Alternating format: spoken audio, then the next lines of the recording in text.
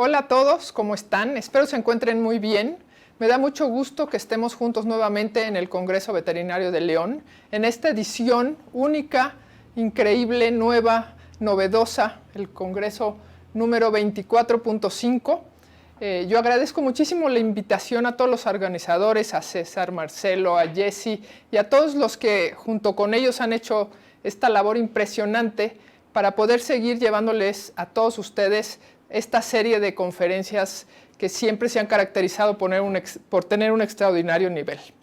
Vamos a iniciar el día de hoy esta serie de charlas con un tema que, si bien es muy básico, realmente yo lo considero importante, esencial para todos los que hacemos cirugía de pequeñas especies. Y es dehiscencia de la herida y algunas otras complicaciones en cirugía de la cavidad abdominal. Y quise poner este tema porque me parece que nuestra firma como cirujanos va dada en la herida, en la buena cicatrización, en el hecho que no moleste la herida. Nosotros desgraciadamente vemos en el día a día una serie de complicaciones que se presentan desde secundarios a una ovariohisterectomía o a una herida casi por cualquier cirugía. Por eso escogí este tema, para que lo revisemos paso a paso y nos aseguremos que con el tiempo vamos a tener cirugías que dejan una herida bien cicatrizada y sin complicaciones. Sabemos que la cirugía de la cavidad abdominal es de lo más común. Como cirujanos, todos los días hacemos ovariohisterectomías, cuerpos extraños, hacemos cirugía por urolitiasis, esplenectomía. Sin duda es la cirugía que se realiza con mayor frecuencia. De ahí la importancia de conocer los detalles para que nada se nos complique, tengamos cirugías exitosas, sin complicaciones, y de ahí se va a generar, sin duda, el que nuestros pacientes queden con una recuperación adecuada, los dueños quedan contentos y viene la recomendación en donde generamos más y más trabajo. ¿Cuáles son las complicaciones comunes? Lo más común y corriente es que veamos inflamación o infecciones en la línea de la herida, la cual nos puede llegar a producir desde una simple molestia, una herida inflamada, roja, que el paciente se lame, se rasca, hasta una herida que puede llegar a abrirse y haber una dehiscencia. Y ya, si nos vamos a complicaciones mayores, pues vamos a tener infecciones que van a ir más allá de la herida y que puede generarse una peritonitis o en algunos otros casos granulomas. Esto es lo que vamos a ir viendo a detalle en el transcurso de estos próximos minutos. Como les decía, la infección de la herida puede ser desde simple inflamación hasta una peritonitis. Una peritonitis ya es una infección dentro de la cavidad abdominal que nos va a llevar a tener un paciente crítico, el cual vamos a tener que dar un tratamiento que, si bien es difícil, es costoso y además pone en riesgo la vida del paciente. Entonces, nunca en una cirugía abdominal que nosotros hagamos queremos llegar al punto de tener una complicación de este nivel.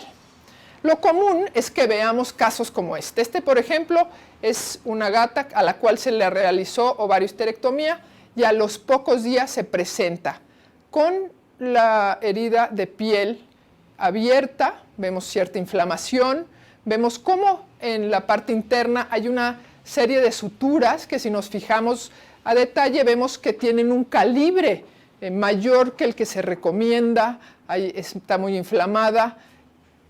Afortunadamente fue únicamente la piel y subcutáneo, la sutura en músculo no sufrió dehiscencia, por lo tanto es un paciente al cual vamos a anestesiar, a preparar, lavar perfectamente la zona. En este caso no había infección, simplemente había quizá un exceso de sutura, un manejo excesivo de los tejidos, por lo cual pudimos simplemente retirar todo ese material de sutura, colocar una sutura de menor calibre, seguramente con un patrón de sutura continua para dejar menos nudos, y suturamos nuevamente a este paciente.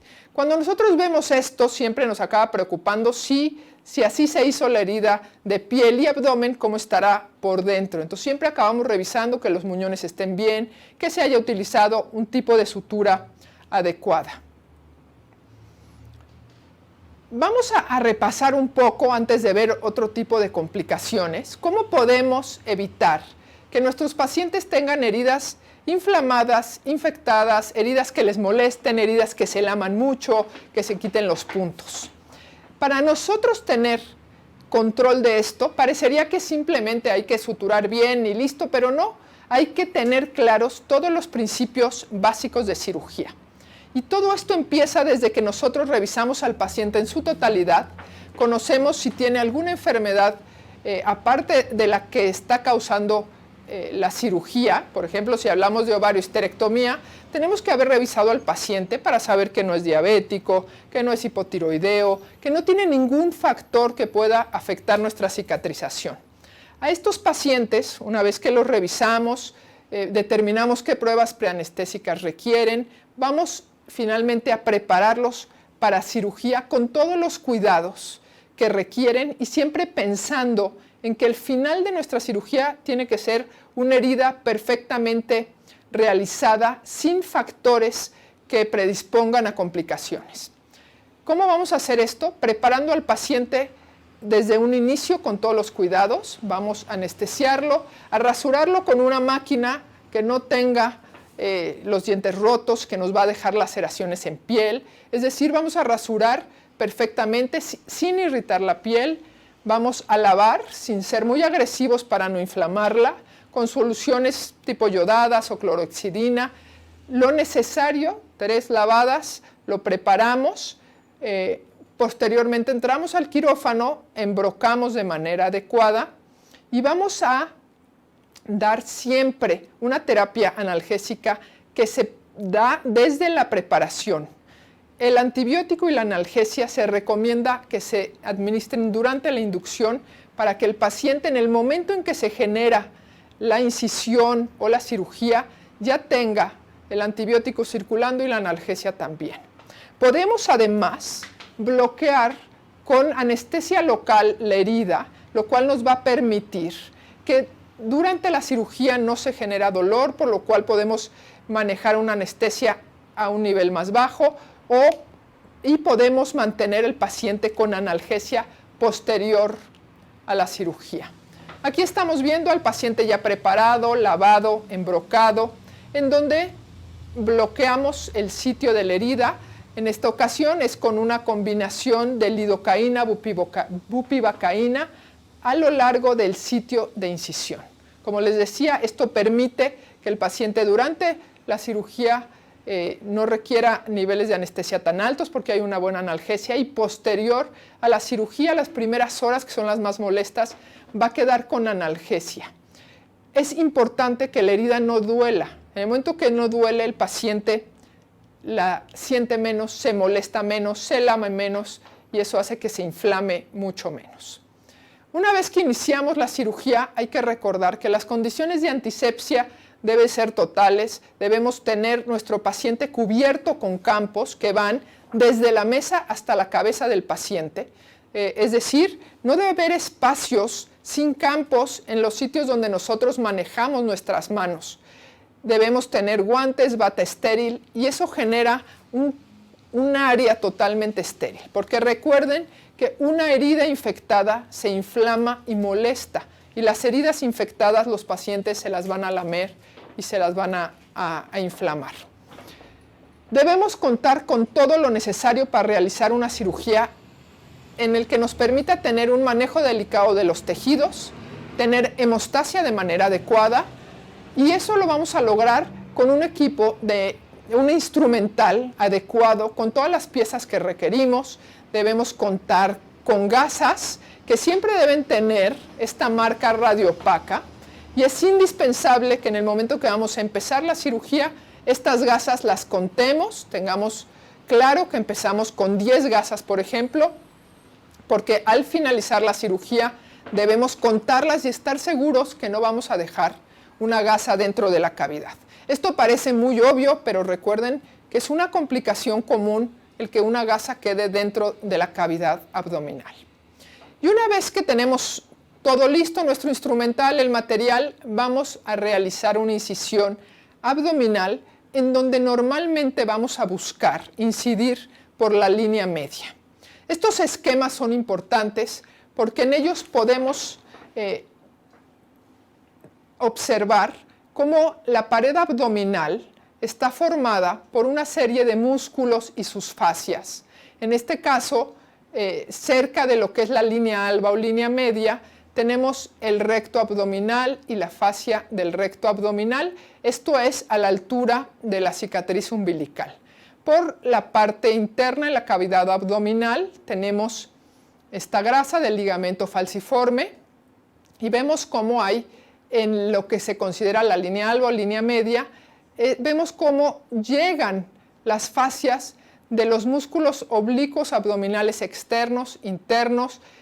Tenemos aquí el recto abdominal y nosotros durante nuestras cirugías, en el momento de la incisión, vamos a procurar realizarla por la línea media o línea alba para que esto nos permita durante la sutura poder tomar estas fascias que son las que le van a dar fuerza, estructura y rigidez a nuestra sutura.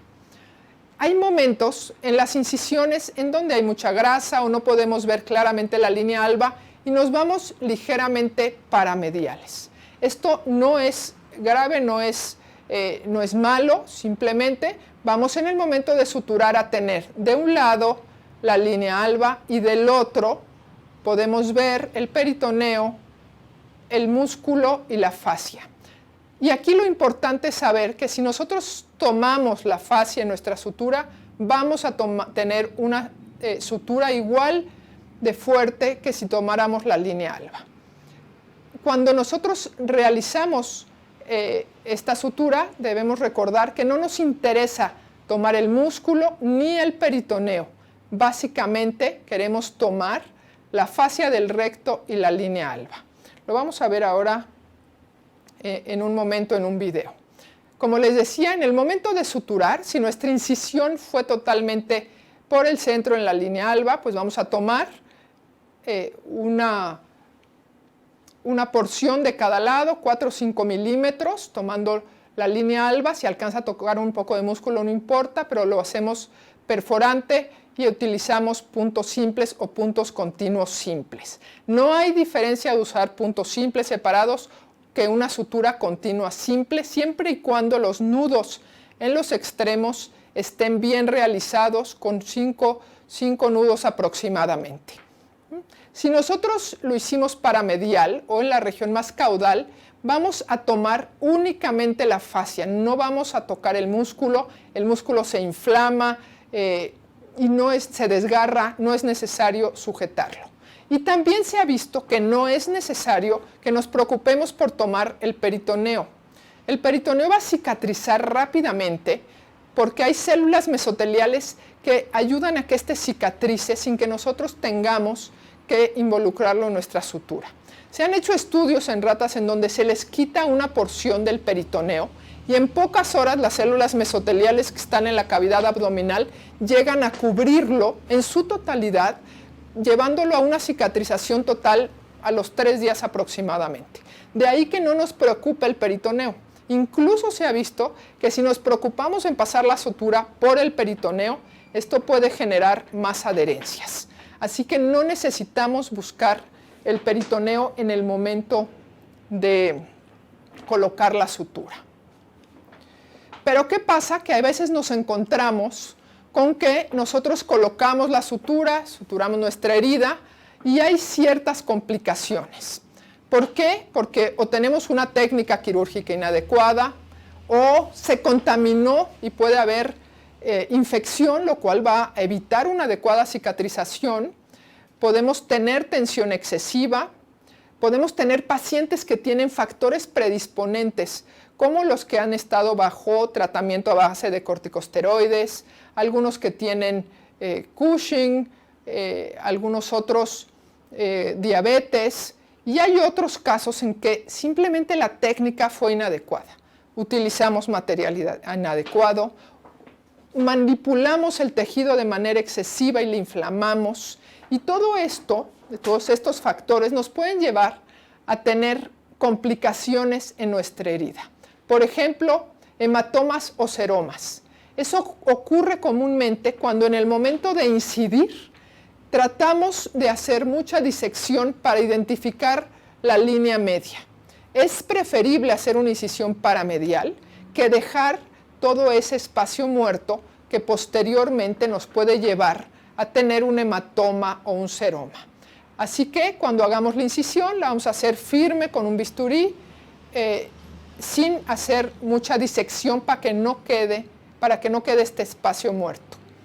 Tenemos también la posibilidad de perder la sutura únicamente a nivel de la piel. Esto ocurre muchas veces por la manipulación excesiva de los bordes de la piel, porque se inflama o por infección, por manejo inadecuado de todas las condiciones de antisepsia. Podemos perder la sutura únicamente en la capa muscular teniendo hernias incisionales, en donde afortunadamente la piel ha cicatrizado de manera adecuada y esto nos deja pues una capa de piel y los órganos inmediatamente por debajo de esto. Eso es por colocar la sutura de manera inadecuada a lo largo de la fascia del recto abdominal. Si nosotros confundimos la fascia o no la tomamos de manera adecuada, puede haber zonas en donde se generen estas hernias, o si nuestros nudos no fueron adecuados en el momento de la colocación. Si tenemos una dehiscencia completa de la herida, vamos a tener el riesgo de tener exposición de los órganos internos al medio ambiente, lo cual va a generar pues, una posibilidad de infección altísima. Y si estos órganos llegan a salir, vamos a tener dehiscencia con evisceración, que será la complicación que nunca hubiéramos querido tener, porque no hay nada peor que tener un paciente que realizamos una cirugía y regresa con órganos expuestos. En este video vamos a ver un poco, es un video en donde no encontramos perfectamente la línea alba, pero sí vemos cómo se hace una incisión con bisturí en piel firme, separamos subcutáneo, continuamos con bisturí sin hacer disección de manera importante, continuamos el corte, ahí parece que identificamos línea alba, no hacemos mucha disección e incidimos. Y vemos que en este caso, por ejemplo, no estamos exactamente en la línea alba, pero ahí la identificamos ligeramente lateral. Podemos hacer un pequeño corte para entrar a la cavidad y ahí continuar nuestro corte con tijera. Es mejor esa pequeña separación de las fascias que la disección excesiva para buscar la línea media. En el momento de la sutura, vamos a colocar nuestro punto en las fascias. Eso que vemos color nacarado es la fascia del recto abdominal, en donde vamos a colocar la sutura y vamos a tomar únicamente con nuestra aguja, ahí vemos la pura fascia, sin el músculo, unos 4 a 5 milímetros hacia cada lado, 4 a 5 milímetros de espacio entre punto y punto, con la sutura del calibre menor que cumpla la función. ¿Qué calibre estamos hablando? En gatos, 4 ceros, en perros chicos, 3 ceros, en perros medianos, 2, 3 ceros, perros grandes, 1 cero. Con ese calibre de sutura en general logramos cerrar cualquier herida quirúrgica que tengamos en nuestra práctica diaria. Al final vamos a terminar nuestra sutura en donde ya se terminó la incisión y vamos a colocar 4, 5, 6 nudos si es necesario, asegurándonos de que esté firmes. Durante el paso de la sutura, recuerde que es importante traccionar para adosar los tejidos, pero no estrangular. A veces vemos que vamos pasando la sutura y jalamos durísimo, asegurándonos de que eso quede bien sellado, pero eso no es adecuado. La sutura debe ayudar a los tejidos a ponerlos en contacto, mas no estrangularlos. Posteriormente podemos colocar una sutura de refuerzo, también tomando la fascia. Podemos colocar unos 3, 4 puntos en X o en U. Y finalmente vamos a colocar, después vamos a colocar una sutura subcutánea o subdérmica tratando de poner en contacto el subcutáneo y los bordes internos de la piel. Aquí vemos cómo vamos a tratar de que la piel quede perfectamente adosada. Y fíjense cómo la pinza no va presionando los bordes de la piel. Eso es manejo delicado de los tejidos. No queremos que se inflame, queremos únicamente con la pinza ir acomodando la piel para que podamos colocar y pasar nuestra aguja de manera adecuada sin presionar los bordes, evitando así que se inflamen. Cuando terminamos el subdérmico, tratamos de que el nudo quede por la parte interna para que no salgan los cabos hacia el exterior. Finalmente, vamos a colocar puntos en piel, puntos que deben ser con un espacio más o menos de 1 centímetro entre uno y otro, puntos sueltos que no se aprieten, porque recuerden que la piel se va a inflamar y si los puntos están apretados se van a enterrar y va a molestar. Si nosotros logramos una herida con un buen manejo de los tejidos, puntos sueltos, sin infección, será una herida que ningún paciente se moleste. ¿Qué queremos evitar? Esto, que nos llegue un paciente con dehiscencia. Este era un caso en el que le hicieron ovariohisterectomía, evidentemente en otra parte, y llegó con nosotros arrastrando el intestino. Obviamente entramos en cirugía y no pudimos hacer mayor cosa, ya no había irrigación, no pudimos salvar a un paciente que había sido sometido a ovariohisterectomía. Esto es lo último que queremos ver en nuestros pacientes y por supuesto no lo queremos ver en el paciente de ninguno de nuestros colegas. ¿Qué pasa cuando no llegan tan grave como el anterior, sino como este, en donde la herida se abrió, hay salida de algún órgano? Debemos inmediatamente cubrirlo, lubricarlo, preparar al paciente para cirugía, lavar perfectamente esa zona o ese órgano que se ha eventrado, lavarlo, revisar su viabilidad, esperemos que sea viable y si no, tenemos que reseccionarlo, si es una porción de intestino, si es aumento, debemos reseccionar la parte que sufrió necrosis o que sufrió contaminación muy importante, regresar el tejido a su sitio y cerrar esta hernia.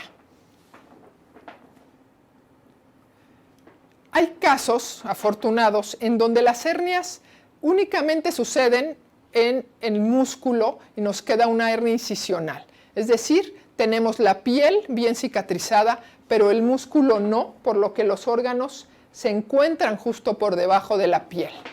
Estos son pacientes que evidentemente tenemos que llevar a quirófano, en donde tenemos que identificar perfectamente las estructuras para poder cerrar la hernia con éxito. No es raro que un paciente que llegue con una hernia se suture y regrese otra vez porque otra vez tiene una hernia. Y esto pasa porque en el momento de suturar o de querer resolver esta hernia, nos encontramos con que hay mucha fibrosis que llega a confundirse con la fascia del recto abdominal. Entonces, cuando nosotros realizamos estas cirugías, vamos a tratar de identificar las capas perfectamente, porque si nosotros somos capaces de hacer lo necesario para suturar la fascia del recto, nunca vamos a tener problema de que se vuelva a presentar la hernia. En este caso era una hernia muy grande, donde afortunadamente pues no cabía un asa intestinal ni ningún otro órgano que pudiera estar sufriendo de isquemia. Hay veces que el tamaño de la hernia es justo el tamaño de un asa intestinal y eso puede llegar a complicar. Entonces, en este caso, revisamos que no haya ningún órgano afectado y vamos a hacer lo necesario para identificar la fascia del recto. ¿Y qué es lo necesario? Pues normalmente realizar cierta disección, quitar la fibrosis, a veces incluso quitar un poco el borde de la hernia si es necesario, para que estemos seguros que lo que vamos a suturar sea esa fascia.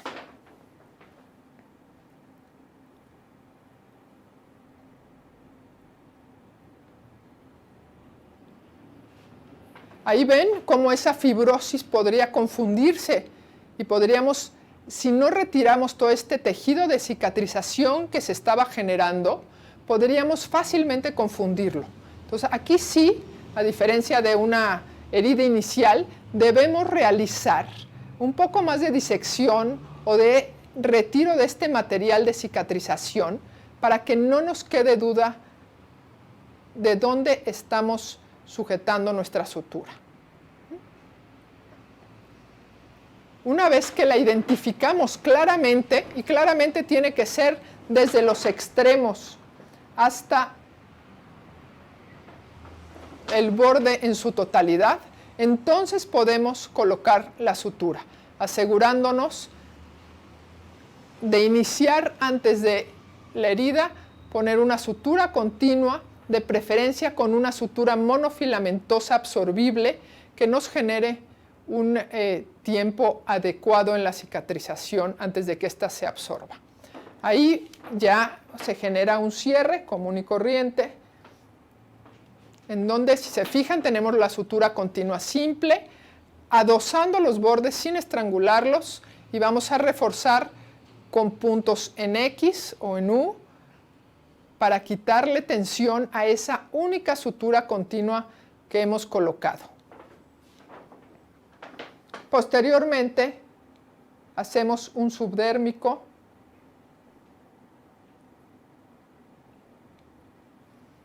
y piel. Si es necesario, quitamos ese borde que está inflamado, que a veces por haber retirado parte del tejido en la muscular o subcutánea nos queda cierto exceso de piel, lo podemos retirar para evitar espacios muertos.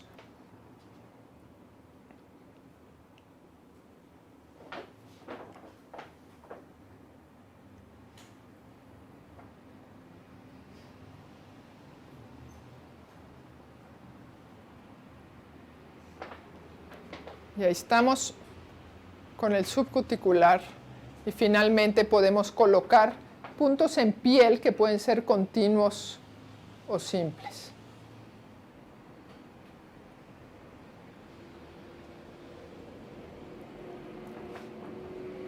La sutura continua, igual que la sutura cuando realizamos puntos simples separados, debemos evitar que se apriete para no generar mayor inflamación.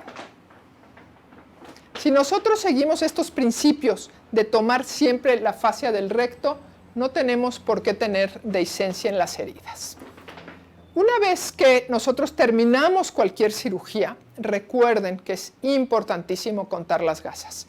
Desgraciadamente, no es raro que nos lleguen pacientes que se les palpa una masa en el abdomen o que están teniendo problemas en el tránsito gastrointestinal y que en el momento de tomar una radiografía identificamos que se quedó una gasa después de alguna cirugía, que puede haber sido hacía poco tiempo, como meses o años antes de que se presenten estos problemas. Cuando se queda una gasa, se queda como cuerpo extraño y el cuerpo empieza a tratar de eliminarla, formando un tejido granular, se hace un granuloma alrededor de ese material inadecuado. Si no está contaminado, eso se puede quedar ahí por mucho tiempo. Si está contaminado, el paciente va a generar un absceso y signología de manera inmediata o por lo menos unos días después. Esto es, por ejemplo, en un paciente que se presentó mucho después con una masa, se vio el hilo radiopaco en la radiografía y se entró a explorar para retirar el granuloma y la gasa que se había quedado tiempo atrás en una cirugía. Este es otro caso en donde se quedó una gasa en un paciente que había sido sometido a cesárea apenas unos días antes. Y en este caso sí se presentó con signología, con fiebre, con malestar, el paciente dejó de comer. Se tomó la radiografía y desgraciadamente se encontró que había esa gasa dentro de la cavidad. Cuando nosotros mismos hicimos la cirugía y el paciente viene y nos encontramos con que le dejamos una gasa, créanme que eso es tan impactante que normalmente nos pasa una vez en la vida y después contamos perfectamente las gasas.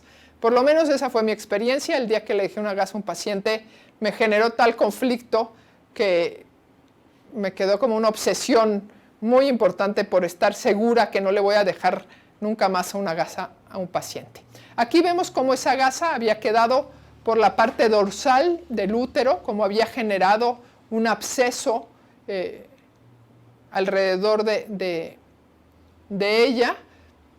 De ahí que el paciente se presentó con fiebre, pérdida de apetito. Y ahí vemos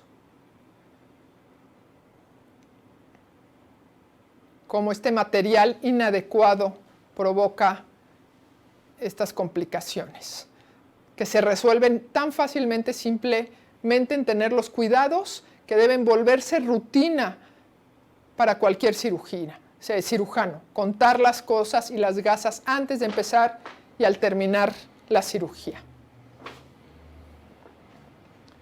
Una vez que retiramos el cuerpo extraño, en este caso la gasa, podemos hacer un lavado con solución salina de manera abundante. Recuerden que aunque esto es considerado una peritonitis, si nosotros quitamos la causa y hacemos un lavado exhaustivo de la cavidad abdominal, sobre todo en este caso que llevaba 1 o 2 días nada más, podemos cerrar el abdomen sin mayor complicación. Es decir, es una peritonitis localizada que vamos a haber lavado y controlado perfectamente. A este paciente se le realizó un lavado muy importante de la región, se suturó, se cerró y el paciente se recuperó perfectamente en pocos días.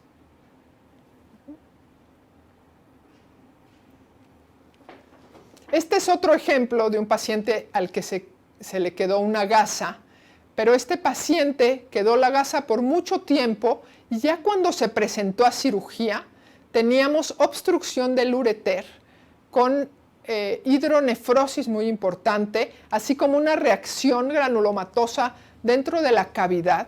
Entonces, fíjense cómo de un paciente que había ido quizá algún día o varias histerectomías simplemente, después de años o quizá de meses o años, regresa con una complicación de esta magnitud. Yo sé que la cirugía ni se alcanza a ver muy bien, pero sí nos hace ver que hay un mundo de adherencias, que hay un granuloma muy grande, que tenemos que retirar el riñón, el ureter. Es una cirugía que fue larga, fue muy meticulosa porque había muchas adherencias. Y ahí vemos cómo vamos retirando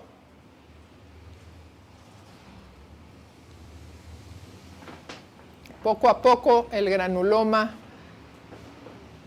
Es una cirugía que ya conlleva riesgos mayores de posibles sangrados, de daño a otras estructuras.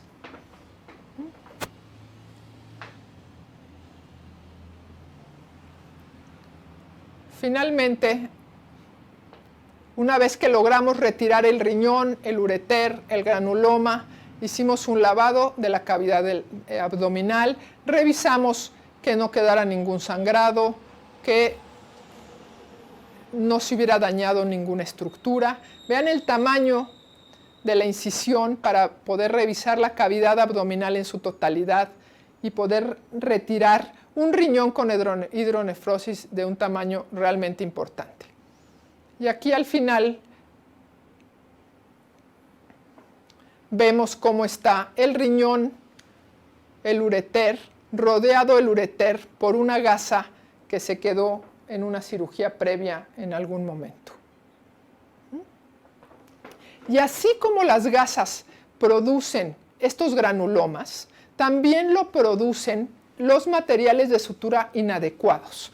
Cuando nosotros en las cirugías o alguien en las cirugías utiliza material para ligar que no es adecuado, que no es material de sutura, puede provocar que se generen granulomas y estos granulomas generan fístulas que en general se presentan en esta zona del paciente. Llegan a haber obstrucciones uretrales, llegan a haber obstrucciones del tracto gastrointestinal, al haber estos granulomas. Lo más común es que se utilicen los flejes de plástico en las campañas de esterilización o algunos veterinarios en sus clínicas para realizar una cirugía de esterilización de manera aparentemente más rápida, y se acaba quedando este plástico que no es un material de sutura y que con el tiempo produce estos granulomas. Aquí vemos el ejemplo de los flejes de plástico que hemos encontrado en sinnúmero de pacientes que han sido esterilizados con estas técnicas, que además muchas veces el que la realiza no ve la complicación, porque el paciente está bien durante mucho tiempo, esto se va formando poco a poco, y con los años, y a veces muchos años, llegan a obstruir el ureter, a obstruir el intestino, a generar esta fístula, como la que veíamos, causando estas lesiones. También hemos encontrado suturas inadecuadas como cinta umbilical, seda y diferentes materiales que no son adecuados. ¿Cómo se presentan los pacientes? En general, con la fístula o con alguna otra signología abdominal que puede ser obstrucción intestinal, hidronefrosis. ¿Y qué es lo que debemos nosotros realizar? Hacemos una cirugía exploratoria en donde lo que buscamos es encontrar la causa del granuloma, es decir, el material de sutura. En el momento que nosotros lo encontremos y lo retiremos, todo ese granuloma se va a empezar a reabsorber. Es decir, lo que nosotros debemos tener como objetivo es el retirar el material. ¿Okay? No necesitamos retirar todo el granuloma. Aquí, por ejemplo, estamos viendo cómo empezamos a hacer disección y vamos retirando toda esa fibrosis hasta que encontremos el cuerpo extraño. Si quisiéramos retirar todo el granuloma, vamos a generar una cirugía muy grande con posibles sangrados. Entonces, no se ocupen de todo el granuloma, sobre todo si no obstruye ninguna estructura. Una vez que llegamos al centro del granuloma, encontramos el cuerpo extraño, en este caso otra vez un fleje de plástico. Ahí está. Lo retiramos y dejamos esa zona. Nos vamos al otro lado, a los otros muñones, y realizamos el mismo procedimiento. Y este es el último ejemplo, en donde vemos un paciente con un absceso muy importante, justo en la zona del flanco, en donde se generan las fístulas por estos granulomas. Este es un paciente que habían estado tratando por este posible absceso continuamente y no habían logrado que cicatrizara. Siempre que vemos heridas en los flancos, nosotros ya sabemos que debemos realizar un ultrasonido y en general vamos a encontrar esto, un absceso o un granuloma en la zona pegada a la pared abdominal por su parte interna, en donde vemos que se comunica a la zona que tiene ese absceso. Vemos que este paciente tenía ya una neutrofilia muy importante. Realizamos una cirugía exploratoria en donde nuevamente identificamos el material de sutura inadecuado. Vemos que por dentro no tenemos mayor reacción, el granuloma no es tan grande, pero si nosotros por la parte interna tocamos al paciente, vamos a ver cómo se comunica hacia la zona del absceso. Así que retiramos estos materiales inadecuados. Ahí vemos un granuloma un poco más grande, en donde vamos a retirar el material.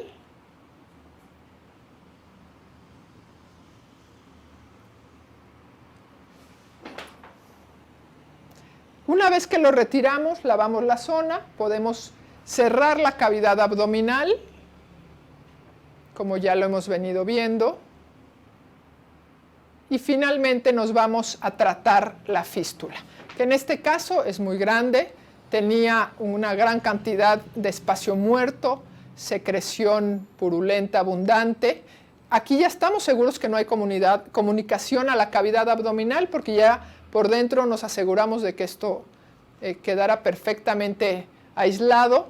Lavamos y en este caso vamos a manejar como una herida abierta en la que vamos a tener ciertos lavados para finalmente hacer una sutura posterior.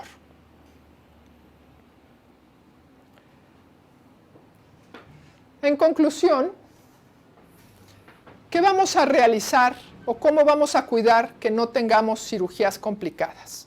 Uno, siguiendo los principios básicos de asepsia, anestesia, hemostasia, manejo delicado de los tejidos y utilizando suturas adecuadas. Estos son simplemente los principios básicos de cirugía aplicados a la incisión y cierre de la cavidad abdominal. Con esto terminamos este tema. Espero que haya sido de su interés. Yo sé que es muy básico, pero me parece indispensable para todos aquellos que nos dedicamos a cirugía. Muchas gracias.